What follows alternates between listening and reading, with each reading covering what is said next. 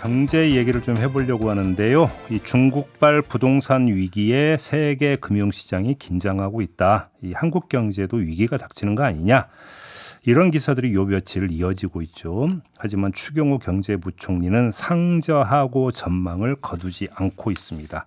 하반기에 경제가 좋아질 거다. 이런 전망을 계속 유지를 하고 있는 건데 어떻게 봐야 될지 좀 종합 진단을 해보도록 하겠습니다. 그래서 귀한 분을 한 분을 지금 스튜디오로 모셨는데요. MBC 라디오 손에 잡히는 경제 플러스의 진행자입니다. 박정호 명지대 특임 교수를 모셨습니다. 어서 오세요. 예, 안녕하세요. 네. 진행하신 지 몇 달 되셨죠? 저 이제 200을 좀 넘었습니다. 하실만 하세요? 아, 너무 힘듭니다. 평가 좋던데요. 아유, 고맙습니다. 예. 근데 오늘은 이제 진행자가 아니라 예. 패널로서 좀 아주 정밀 진단을 좀 부탁을 드리도록 하겠습니다. 일단 이 그 중국발 부동산 위기 이게 지금 뭐 중국판 리먼 브라더스 사태로 갈 수 있는 거 아니야 이런 이야기까지 나온다고 하는데 어느 정도로 심각한 겁니까? 예, 통계만 보더라도 중국 경제가 정말 심상치 않은 건 사실입니다. 네. 이번에 중국의 경제 성장률 2분기 성장률 수치에 대해서요. 많은 전문가들이 아마 7.3% 정도 찍을 것 같다라고 예상을 하거나 아니면 더 좋게 보신 분들은 7.7까지도 예상하신 분들이 있습니다. 네. 그런데 실제 수치가 드러난 걸 가만히 봤더니 6.3%로 예상보다 1%포인트나 크게 낮게 집계가 됐어요. 예. 근데 많은 분들이 그럼 이렇게 생각하시기도 합니다. 뭐 1%포인트가 크게 낮아진 거다라고 인식하는 분도 계시겠지만 아니 교수님 6.3%면 꽤 높은 것 같은데. 제가 지금 그 질문 드리는 거죠. 아니 우리 하고 비교하면 엄청 높은 거죠. 그렇죠. 예. 자, 그런데 이 경제 성장률이라는 건 항상 전년 동기 대비로 집계가 되거든요. 그렇죠. 근데 작년 2분기가 어떤 상황이냐 하면 중국의 수도인 상하이마저 봉쇄됐던 상황입니다. 아, 그때인가요? 예. 그래서 그 당시에 경제 성장률이 0.2% 정도 수준밖에 안 됐거든요. 그거에 비해서 6% 오른 거다? 그렇죠. 그러니까 가장 성적표가 저조했을 때를 기준으로 6% 오른 거니까 이건 크게 오른 게 절대 아니라는 거죠. 여기서 이제 우리가 숫자의 함정을 이제 발견하는 그렇습니다. 아, 그런 상황이다. 예. 어떻게 가장 낮은 수치를 기록한 것에 비해서 6%밖에 안 오르느냐라는 것에서 실질적으로 지금의 중국의 경제 성장률은요 2%대까지 떨어진 것이다. 그러면 우리나라와 거의 비슷해진 거죠. 그렇네요. 예. 오. 그런데 지금 이 부동산 문제 같은 경우는 이번이 처음이 아니잖아요, 중국. 맞습니다. 그전에 헝다그룹인가? 네, 헝다, 완다 그리고 이번에 컨츄리 가든까지 연이어 중국의 부동산 대표 개발 회사들이 지금 연이어 부도 아니면. 근데 예. 그러면 중국 경제에서 부동산이라고 하는 것이 차지하는 그 위치나 예. 파급력 이런 건 어떻게 되는 거예요? 가장 큰 산업이에요. 중국에서 부동산 산업이 차지하는 비중은 GDP에서 25%로 집계되고 있습니다. 그렇게나 비중이 있습니까? 예. 그리고 또 부동산이라는 게 전후방으로 맞물리는 인더스트리가 너무 많거든요. 그렇죠. 대표적으로 건설이라든가 그런 거 말씀하시나 보다 이렇게 생각하실 수 있는데요. 아닙니다. 생각보다 광범위한데요. 아마 청취자분들도 집에서 가전제품을 전체를 한꺼번에 바꿨던 시점이 언젠지 떠올려 보시면 이사할 때죠. 그렇죠. 바로 이처럼 부동산 경기라는 건 직접적으로 관련이 없어 보이는 가전 시장까지도 모두 아우르다 보니까 이 부동산 경기가 주춤해졌다라는 건 중국 경제 가뜩이나 더 큰 비중을 차지하고 있는 중국에서는 큰 직격탄을 맞이하게 된 거죠. 금융에까지도 영향을 미치게 되는? 그럼요. 특히 금융에 영향을 미치는 요소는요. 아까 오프닝 할 때 중국판 리먼 브라더스 사태가 걱정된다 하셨잖아요. 여기서 좀 워딩을 좀 정확히 잡아보면요. 리먼 브라더스 사태는 국제적인 금융위기로 번졌지 않습니까? 그렇죠. 그런데 중국의 부동산 개발은 대부분의 자금이 중국 내부에서 조달돼서 내부에서 이용되는 경우가 흔합니다. 그러다 보니까 국제적인 금융위기까지 번질 가능성은 낮지만 적어도 중국 내부의 금융위기라든가 금융대란 이런 것들은 우려할 수 있는 수준은 된다. 이렇게 말씀드릴 수 있어요. 그러면 2008년 같은 세계 금융위기로까지 이게 그러니까 폭발이 되는 양상은 없을 것이다. 네. 왜냐하면 지금 중국의 부동산 개발 회사들에게 돈을 빌려준 국제적인 금융 회사들이 있긴 합니다. 그런데 그 회사들이 지금 전체 부실 규모에서 본인들이 돈을 빌려준 비중은 20%대 수준밖에 안 돼요. 그러니까 대부분의 자금은 중국 내부에서 돈을 융통했다라고 보시면 되겠죠. 그런데 그럼에도 불구하고 중국 내부에서는 문제가 좀 심각해지는 거고 그럼 꽁꽁 얼어붙게 되는 겁니까? 맞습니다. 이렇게 한번 금융에서 돈이 조금 리스크가 생긴다라는 필요하다는 의견들이 생기게 되면요. 예. 흔히 말해서 돈맥 경화라고 해서 돈을 구하기가 점점 어려워지고 그러면 지금 문제가 되고 있는 부동산 개발 회사들도 업계에서 상당히 수위에 해당되는 우량 회사거나 대규모 회사들로 평가받거든요. 그러면 이제 이 돈맥 경화까지 생기면 중하위권 기업들마저 더더욱 연쇄적으로 어려워지는 현상이 예상되고 있는 상황입니다. 근데 중국은 아주 독특한 체제인 게 시장은 자본주의 체제를 따라가지만 정치는 또 사회주의잖아요. 그렇죠. 그러다 보니까 중국 어떤 정부의 힘이 엄청 세잖아요. 네. 근데 왜 이런 사태가 되도록 그냥 놔뒀어요? 나름대로 그동안에 중복 투자가 과잉돼서 일어났다는 것에 대해서 분명히 구조조정은 해야 된다라고 판단한 것 같습니다. 중국 정부가? 예. 사실 저도 중국에 이렇게 출장을 가거나 그러면 참 놀라울 때가 있는데요. 네. 여의도 면적만한 아파트 단지가 개발이 됐는데 전체가 미분양이 난 상황이 종종 있어요. 그럼 도대체 어느 정도 규모예요? 그런데 그것도 감이 안 오는데요. 더 놀라운 건 이 바로 앞에 여의도 규모의 아파트 단지가 전체가 미분양인데 길 건너 새 아파트를 또 짓고 있어요. 그러니까 지금 중국의 경제는 이런 어떻게 보면 투자 중심으로 아까 말씀드린 것처럼 부동산 개발 등의 이런 것들을 통해서 국가 경제를 돌리고 있었던 거예요. 거품이 엄청 깨 있었던 거네요. 그럴 가능성이 높습니다. 그러다 보니까 중국의 중앙정부 입장에서도 예. 좀 전에 말씀드린 것처럼 돈이라는 걸 결국 중국 내부에서 빌렸고 그걸 중국 기업들이 빌려가서 사업을 하고 있었다면 어떤 중국 기업을 파산하게 만들지 안 만들지는 사실 그 나라 정부에서 결정할 수가 있는 거예요. 그렇죠. 만기 연장된 거, 만기 도래한 거 연장해 줄 수도 있고 채무 상환을 유예해 줄 수도 있는 거 아니겠습니까? 네네네. 외국에서 빌린 게 아니니까요. 네. 그런데 중국에서 이거에 대해서 이렇게 뭐라 그럴까요? 엄격하게 관리하고 있다는 건 중국도 다 살릴 수는 없고 엄청난 중복 투자가 있구나라는 건 인지하고 있는 것 같습니다. 그러면 중국 경제가 상당히 안 좋아질 거고 그것도 꽤 오래 갈 수가 있다. 이런 중간 결론에 도달을 하는 겁니까? 사실 중국에서는 지금 탈출구나 대안을 못 찾고 있는 것 같아요. 얼마 전에 그 단체 관광 허용한 것도 이 문제하고 연결이 있다. 다시 말해서 경제가 너무 안 좋다 보니까 단체 관광을 통해서 조금이라도 활로를 뚫으려고 하는데 이런 분석도 있더라고요. 예, 맞습니다. 사실 중국에서 한국에 단체 관람 오는 것, 관광 오는 것에 대해서 그동안 사실 뭐랄까요, 제재를 가하고 있었지 않습니까?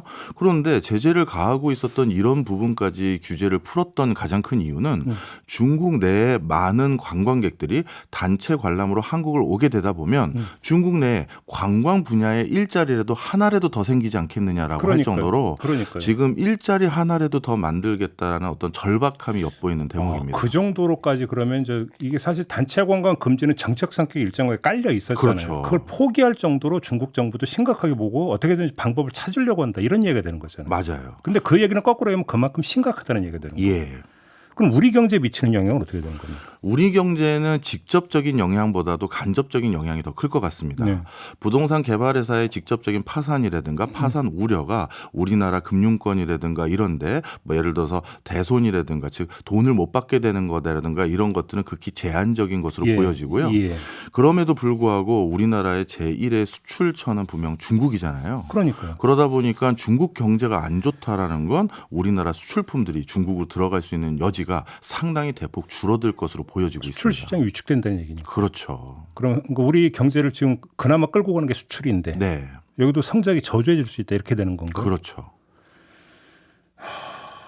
아니 그러면 추경호 경제부총리는 어떤 근거로 상저하고 전망을 계속 이야기하는 겁니까? 사실 많은 분들이 어느 정도 이 정도는 감안을 하고 들으셔야 되는데요. 예. 현직자라는 그 타이틀이 붙으신 분들은 어떻게 보면 진짜 경제 상황을 있는 그대로 말하기는 어려운 부분도 있어요. 예를 들어서 현직 부총리가 아유 우리 경제 하반기 진짜 어려울 것 같습니다 하면 경제가 어떻게 되겠습니까? 아 경제는 심리인데. 그럼요. 예.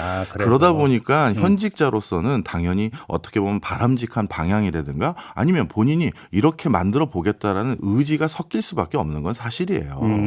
그래서 상저하고를 만들어 보겠습니다라는 의지를 표명한 것이지 예. 지금 전반적으로 돌아가고 있는 국내외 경제 상황이 그렇게 녹록하지만은 않다라는 건 그 누구보다도 정확히 알고 계실 거라고 생각됩니다. 그 말씀은 그러니까 뭐 충분히 이해가 될 수 있을 것 같아요. 그러면 말은 그렇게 하더라도 정책은 좀 슬그머니 좀 대비를 하고 뭐가 좀 돼야 되는데 예를 들어서 지금 내년 예산안 지금 나오고 있는 거 보면 거의 긴축 재정이잖아요. 네. 이 방향이 맞다고 보세요?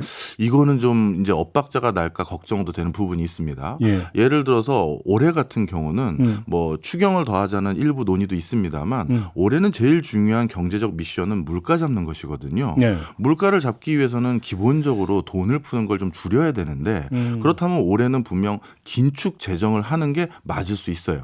그런데 내년에는 물가와의 싸움보다도 오히려 지금 점점 어두워지고 있는 국내의 경제 상황을 고려했었을 때 이러다 경기 침체 또는 경기 위축이 일어날 수 있는 거 아니냐라는 그렇죠. 우려가 내년이거든요. 그렇죠. 그렇다면 이렇게 내년에 경기 상황이 안 좋아질 것으로 우려됐을 때는 오히려 정부가 주머니를 좀 풀어서 경기를 부양하거나 어려운 그 경제에 활로를 모색해 줘야 되는 게 예. 아닌가 예. 싶은데 내년도 지금 예산 계획을 한참 수립하고 있는 내용을 보니까 상당히 긴축적인 기조로 흘러갈 것 같더라고요. 네. 그래서 이게 자칫 잘못하면 엇박자가 날까 좀 걱정은 되는 부분은 있습니다. 바로 그 지점에서 그러니까 지금 그 교수님께서는 그러니까 시장을 안심시키기 위해서 상자하고를 얘기한 것 같다고 말씀하셨지만 네. 거꾸로 추경호 경제부총리는 진짜로 믿고 있는 거 아닐까요? 뭐 사실 그 심리까지는 제가 모르겠습니다만 네. 사실 지금 이 재정이라는 부분만 보면요. 분명 내년에는 좀 경제가 우려되는 부분도 반영해야 되는 거 아닌가라는 생각이 드는데 그 부분은 반영이 안 된 게 사실입니다. 근데 좀 그 저희가 좀 이렇게 알아보니까 한쪽에서 이게 반도체 경기가 좀 살아날 걸 기대하고 있는 거 아니냐. 부총리가 네. 뭐 이런 진단을 하는 분도 있던데 그건 무슨 얘기예요, 그 얘기는?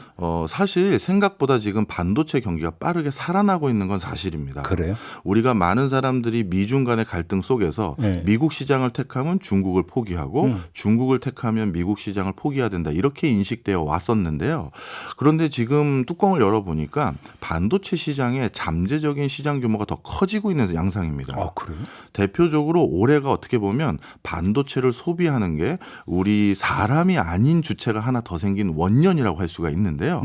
챗 GPT라는 생성형 인공지능 때문에 예. 이제 인공지능이 반도체를 대량 소비하기 시작했어요.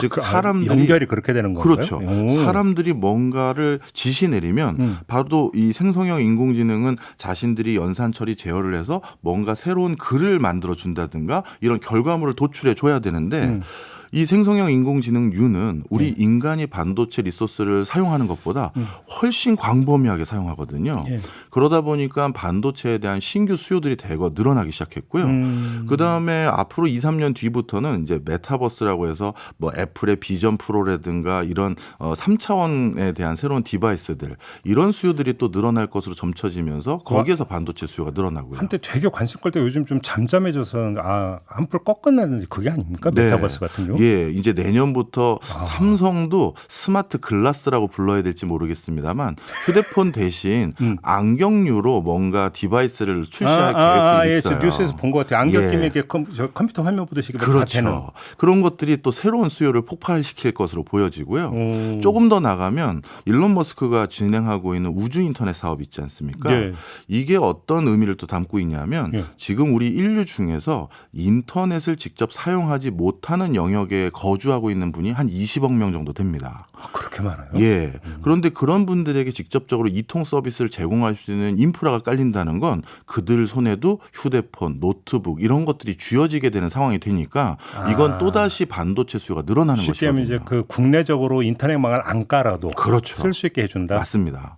바로 이런 것들이 생각보다 잠재적인 반도체 수요를 더욱더 늘려서 업황이 빨리 개선되는 거 아니냐라는 의견들도 많은 건 사실입니다. 근데 교수님께서 이렇게 말씀하시니까 지금까지 경제가 되게 심각한 것처럼 얘기되다가 갑자기 장밋빛으로 너무 급반전을 해가지고 네. 종합을 좀 해야 될 것 같은데. 예. 지금까지는 분명 심각한 게 맞죠. 예. 그리고 앞으로 잠재적인 기대감 때문에 이런 반도체 분야에 대해서 우리가 우려했던 것보다 올 상반기 삼성전자가 뭐 감산한다든가 최대의 영업 이익 수준이 낮아졌다라든가 이런 얘기들이 많았잖아요. 예. 그런데 그때에 비해서 급격히 업황이 빨리 개선되는 건 사실이에요. 예. 이건 개선되고 있다는 것이지 아직까지 구체적인 수치로 우리가 손에 쥔 것은 아닌 거죠. 예상보다는 좀 낫다. 그렇죠. 그렇다고 해서 지금 그 실적이 팍팍 지금 나아지고 있는 게 바로 나타나고 있는 것도 그럼요. 아니다. 그건 아니죠. 예. 그래서 그렇게 놓고 본다면 내년이 사실은 그 많은 전문가들이 내년이 제일 중요하고 제일 아마 힘들 것 같다는 전망을 많이 했었잖아요. 네. 그게 이제 그대로 유지가 되고 있는 거잖아요. 사실 상저하고도 우려하는 경제 전문가들이 더 많은 편이고요. 네. 왜냐하면 가장 중요한 수출처인 중국부터 지금 여러 가지 흔들리는 모습이 있기 때문에 이러다가 중국 경제가 아직까지 대안도 못 찾고 있는 상황에서 심지어 중국이 요즘 어느 정도 상황이냐면요. 우리나라의 대표 기업들이나 아니면 중견 기업들에게 예전처럼 중국의 각 성에 다시 투자해 줄 생각이 있느냐로 직접적으로 전화를 할 정도예요. 아, 직접 전화를 해온대요? 예. 중국 중앙정부에서 각 지방정부 성들 단위에다가 네. 외국 투자를 유치해와라 또는 일자리 창출에 각각 목표치를 할당해 준 상황이거든요. 그러다 보니까 그 실적을 채우기 위해서 한국 기업들에게 다시 우리 성으로 공장을 지어달라 아니면 진출해 주시면 우리가 어떤 편의를 제공해 주겠다 하면서 이미 다 예전에 검토했다가 안 하기로 했거나 아니면 진출했다가 철수한 건데 다시 와달라는 러브콜들을 지금 많이 할 정도니까 지금 어찌 보면 이게 실효성이 있는 어떻게 보면 시도들이 아니거든요. 그럼에도 불구하고 이런 시도를 하고 있다는 건 아직까지 명확한 대안을 자체적으로 못 찾았다는 얘기죠. 그런데 국내적으로는 중국 대치 시장 찾아야 된다는 얘기가 나오고 뭐 인도 얘기하고 막 이러잖아요. 네. 어떻게 보세요? 장기적으로는. 장기적으로는 분명 찾을 수 있다고 저는 믿고 싶습니다. 그런데 단기적으로는 바로 찾기가 어렵죠. 왜냐하면 중국이라는 단일 시장 규모를 대체할 만한 또 다른 단일 시장을 찾기는 사실 불가능하죠. 워낙 큰 시장이었으니까요. 그러면 중국의 시장 규모를 어떻게 보면 커버할 수 있는 다른 시장을 찾는다는 건 한 곳에서 그걸 커버할 수 있는 게 아니라 여러 군데를 공략해야 되는 상황이거든요. 네. 최근 그래서 우리 정부에서도 가장 관심을 두고 있는 시장을 크게 두 가지로 보고 있는데요. 단기적으로는 우크라이나 전후 피해 복구 사업을 주목하고 있는 것 같습니다. 원래 전 세계적으로 참 이게 불편한 진실인데 우크라이나인 분들에게는 죄송한 얘기지만 남의 지금 불난리에 지금 돈 벌 생각을 한다는 건 좀 그렇습니다만. 그런데 미국이 지금의 슈퍼파워를 갖게 된 것은 2차 세계대전 때 유럽의 군수물자 대주기 시작하면서 경제적으로 부강했었고 우리나라도 사실 경제적인 기반을 닦은데 베트남전이 기회가 됐던 건 분명한 일본도 사실이죠. 패전하고 나서 다시 뭐 부활한 게 한국전 때문 아닙니까? 맞습니다. 그런데 이번에 우크라이나 전후 피해 복구 사업의 규모도 이미 벌써 추정치가 2,000조가 넘어요. 그렇다면서요. 예. 그렇다면 이 전후 피해 복구 사업을 결국 언젠가는 해야 되는데 그때 그 시장에서 우리나라는 어떤 기회를 찾을지 그걸 많이 엿보고 있는 상황이고요. 그다음 또 한 곳은 지금 탈석유 기조가 빨라지기 시작하면서 오일머니 중국에서 중동에서 새로운 기회를 찾으려는 시도들을 적극적으로 하고 있는 상황입니다. 그래요. 좀 정리가 필요한데 아무튼 그럼 중국발 위기 얘기 나오는데 그러니까 좀 그 경계 모드로 바라보긴 해야 되지만 너무 또 그렇다고 침소봉될 필요는 없다. 맞습니다. 그러니까 세계 경제에 미치는 영향은 제한적일 것이다. 아직까지는 제한적인 움직임으로 갈 것 같습니다. 그리고 한국 경제의 회생김이라고 하는 것은 단기간에 갑자기 뭐 급 반전 이런 것도 별로 기대할 수는 없다. 네. 그렇죠. 다만 반도체가 좀 약간 조짐이 좋은 건 있다. 네. 이 정도로 중립적으로 본다면. 네. 그래서 내년 재정 역할을 좀 해야 되는데 재정은 풀 생각이 없다. 정부는. 네. 내년은 이상하게 긴축을 강하게 하시려고 하는 것 같네요. 그러니까 결국은 내일은 동토의 계절이 된다. 서민들 입장에서는. 경제는 심리입니다. 좋게 얘기하시죠. 또 사실은 사실대로 이야기를 해야 그렇긴 되니까. 하죠. 알겠습니다. 오늘 막 그 분석 잘 들었습니다. 고맙습니다, 교수님. 예, 감사합니다. 네, 박정호 명지대 특임 교수와 함께했고요. 아쉬운 분들은 손에 잡히는 경제 플러스 함께해 주시면 될 것 같습니다. 오늘 잘 들었습니다. 고맙습니다.